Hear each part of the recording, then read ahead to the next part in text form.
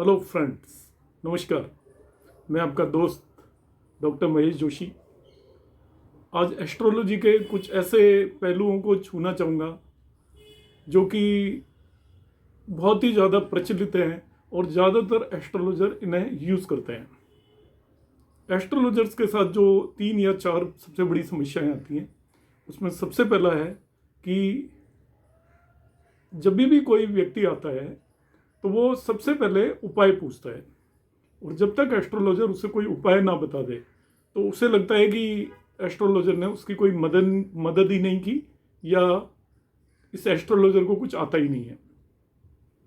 दूसरी जो प्रॉब्लम आती है एस्ट्रोलॉजर के साथ, वो प्रॉब्लम आती है कि उसकी प्रेडिक्शंस जनरली गलत होती हैं, चाहे वो सामने वाले को पता लगे या ना लगे, मगर उसको खुद ही ये कॉन्फिडेंस नहीं होता कि मैं जो प्रेडिक्शन दे रहा हूँ वो सही जाने वाली है या नहीं जाने वाली है। और इन दोनों का कारण ये है कि वो जो बेसिक क्राइटेरिया है एस्ट्रोलॉजी का, उसको कभी भी फॉलो नहीं करता। जब हम केवल उपाय या रेमेडियल एस्ट्रोलॉजी में घुस जाते हैं, हमारा ऑब्जेक्टिव ही केवल रेमेडीज बताना हो जाता है, तब हम अपने आप भी इनजस्टिस करते हैं अपने आप के साथ, और जो लोग हमारे पास आते हैं मदद लेने के लिए उनके साथ भी इनजस्टिस करते हैं। एस्ट्रोलॉजी का जो मेन ऑब्जेक्टिव कोई उपाय बताना नहीं है, ना ही एस्ट्रोलॉजी कोई रेमेडी का साइंस है। एस्ट्रोलॉजी केवल आपको उस चार्ट को देखकर उस व्यक्ति को उन हालातों से लड़ने के लिए एक एडवाइस दे सकती है, उसको बता सकती है कि आपका समय खराब चल रहा है। अब जब एक एस्ट्रोलॉजर उस सही खराब समय को सही करने की कोशिश करने लग जाता है और उसके वो उपाय बताने लगता है, तो वो अपने जॉब के साथ इनजस्टिस करता है, और इस विधा जो कि एक बहुत प्योर विधा है, इसके साथ भी इनजस्टिस करने लग जाता है। किसी व्यक्ति की मैरिज नहीं हो रही है और हम उसको एस्ट्रोलॉजी कर उपाय बताकर उसकी जल्दी मैरिज करा देंगे, ये असंभव है। हम कुछ छोटी मोटी बाधाएं हैं, उसको कुछ मेंटल प्रॉब्लम है या किसी तरीके की कोई असिस्टेंस देते हैं, रेमेडीज देनी चाहिए, उससे मेरा कोई वो नहीं है, मगर हम ऐसे काम जो कि नहीं हो सकते अभी, और उसकी वजह क्या है कि हम टाइम ही नहीं कर पाते इवेंट को। जब हम किसी को रेमेडीज बताएंगे तो हमारा पहला ऑब्जेक्टिव होना चाहिए कि हमें ये पता लगना चाहिए कि इसका इवेंट कब होने वाला है। यदि इवेंट को हम प्रॉपरली टाइम करेंगे, और यदि टाइम हमने कर लिया, तो हम रेमेडीज कैसे बता सकते हैं। कोई इवेंट आज से 4 साल बाद होने वाला है, तो वो हमारी किसी रेमेडी से आज की डेट में कैसे हो सकता है। जब जो इवेंट होना है वो तभी होगा। एक नेटिव अपनी एक कुंडली लेकर आया है, उसके अंदर वो अपना भाग्य लेकर आया है, उसके अंदर होने वाले सभी इवेंट उसकी दशा और ट्रांजिट के बेस पर ऑलरेडी फिक्स हैं, वो किसी भी रेमेडी के बेस पर बदले नहीं जा सकते। अब ये बात यदि हमें समझ आती है और इसके बावजूद भी हम यदि रेमेडीज बता रहे हैं, तो हम अपने आप के साथ इनजस्टिस कर रहे हैं। लोगों का हमारे ऊपर विश्वास टाइम के साथ कम हो जाएगा। तो रेमेडीज आप बताएं, मगर पहले उस इवेंट को टाइम कर लें। टाइम करने के बाद देखें कि उस टाइम पर जो इवेंट होने वाला है वो इवेंट स्मूथली होगा या डिफिकल्टी के साथ होगा। यदि डिफिकल्टी के साथ होगा तो उनको डिफिकल्टीज को रिमूव करने के लिए यदि हमें कुछ रेमेडीज समझ में आती हैं तो हम उन्हें बता देंगे। कई सुने बेसिस पर कि इस चीज़ की ये रेमेडी होती है और वो हम बता रहे हैं, तो वो हम एक्चुअली उस एक साइंस के साथ अनजस्टिस कर रहे हैं। तो ये तो रेमेडीज का पॉइंट आया। अब मैं दूसरे जो सबसे इंपॉर्टेंट पॉइंट पर बात करूंगा, जिसपे कोई भी बात करने को तैयार नहीं है।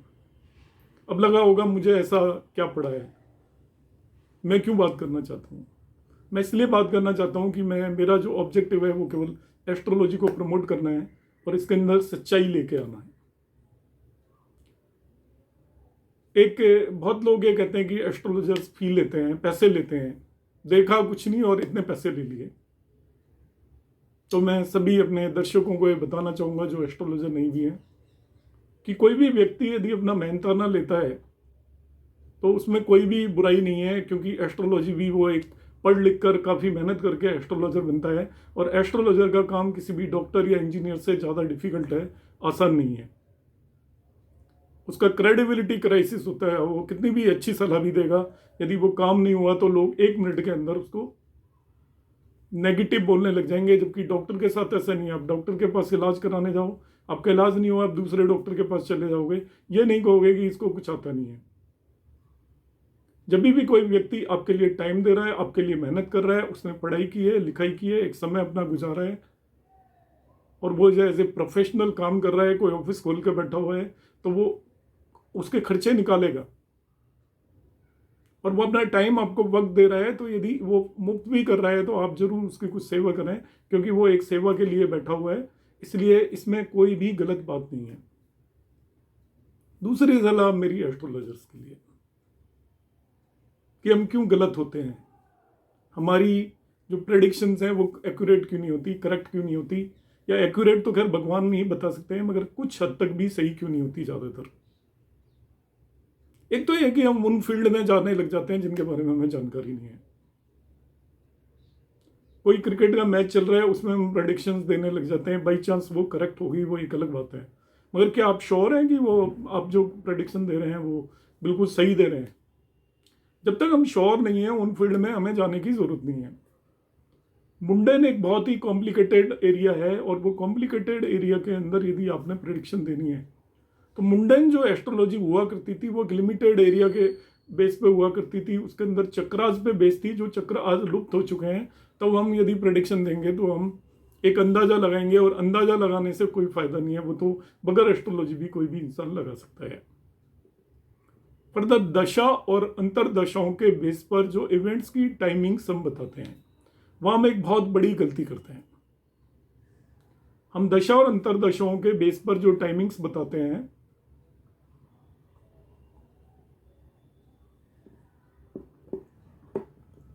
उसमें हमारी मिस्टेक क्या होती है।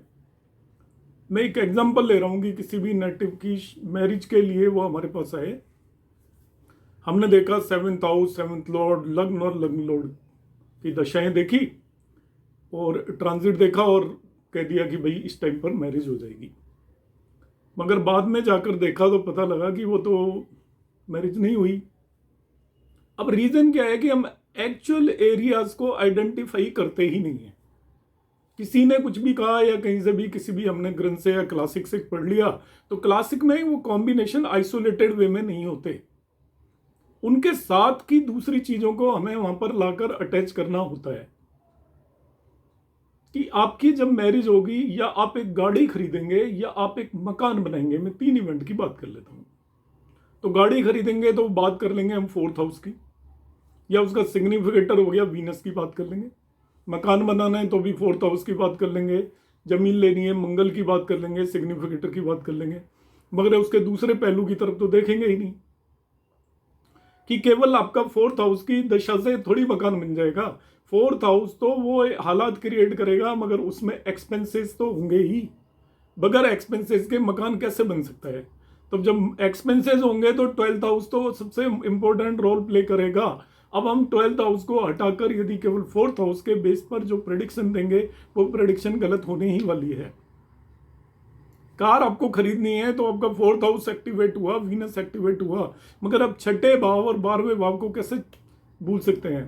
क्योंकि आप कार ले रहे हैं तो नॉर्मली हम लोन लेकर कार लेते हैं और उसमें खर्चा इन्वॉल्व होता है, तो 6th और 12th हाउस इन्वॉल्व हो गया। इसी तरीके से मकान बनाने में भी 6th और 12th हाउस इन्वॉल्व हो गया। अब आप केवल 4th हाउस की दशा और अंतर दशाओं के बेसिस पर यदि हम प्रेडिक्शन देने लगे, तो फिर वो हमारी प्रेडिक्शन करेक्ट कैसे होगी? मैरिज के केस में मैरिज केवल 7th हाउस का इन्वॉल्वमेंट नहीं है, या लग्न का इन्वॉल्वमेंट नहीं है। मैरिज में इंडियन उसमें देश काल पात्र के हिसाब से परिवार इन्वॉल्व होता है, 2nd हाउस इन्वॉल्व होता है, आपके संस्कार इन्वॉल्व होते हैं, 5th हाउस इन्वॉल्व होता है, 7th हाउस इन्वॉल्व होता है, साथ के साथ आपका 11वां और 12वां भाव भी इन्वॉल्व होता है। क्योंकि हिंदुस्तान में मैरिज ऐसे नहीं होती कि मैरिज है हम कुछ दिन रहेंगे इसके बाद अपने अपने चले जाएंगे। दो लोग जब यूनाइट होते हैं तो उनको लाभ भी होता है, इच्छाओं की पूर्ति भी होती है उनकी। इसलिए 11th हाउस को हम छोड़ देते हैं, केवल 7th हाउस, 12वें हाउस को आपने देखा और उसके बेस पे आपने प्रेडिक्शन दे दी। 12th हाउस को हम छोड़ देते हैं जो कि बैड प्लेजर है। तो मैरिज का जो ऑब्जेक्टिव ये भी है, मैरिज का ऑब्जेक्टिव ये नहीं है कि आपने एक लेडी को अपने साथ रखना है या अपने जेंट्स को अपने साथ रखना है। उसका ऑब्जेक्टिव बैड प्लेजर भी है, उसका ऑब्जेक्टिव आपके घर के अंदर फैमिली को बढ़ाना भी है, उसका ऑब्जेक्टिव आपको कुछ आय या इच्छाओं की पूर्ति करना भी है, तो मैरिज केवल 7th हाउस से आप देखेंगे तो आपकी प्रेडिक्शन गलत होने ही वाली है। तो जब भी चाहे 7th हाउस की दशा हो तो आप केवल 7th हाउस की दशा में नहीं जाएंगे, उसकी अंतरदशा और प्रत्यंतर दशाओं में जाएंगे। और जब भी आप दशाएं देखेंगे तो उनमें इन हाउसेस का इन्वॉल्वमेंट, कम से कम 3-4 हाउसेस का इन्वॉल्वमेंट होना ही चाहिए, तभी मैरिज हो पाएगी। तो आज मैंने एक छोटा सा यहाँ पर बात अपनी रखने की कोशिश की है, और इसमें जिन लोगों को यदि मेरी बातों को थोड़ा ठीक ना लगी हो, तभी भी मैं उनसे यही रिक्वेस्ट करूंगा कि मेरी बातों पे ज़रा एक बार विचार करें, जिससे कि एस्ट्रोलॉजी एज ए साइंस ज़्यादा पॉपुलर हो सके, और जो लोग हम में बिलीव नहीं करते वो भी कुछ हद तक बिलीव करें। क्योंकि हम जब तक लास्ट बंदे को बिल्कुल ईमानदारी से अपनी कोशिश नहीं करेंगे, तब तक ये एज ए ढकोसला ही माना जाएगा। धन्यवाद।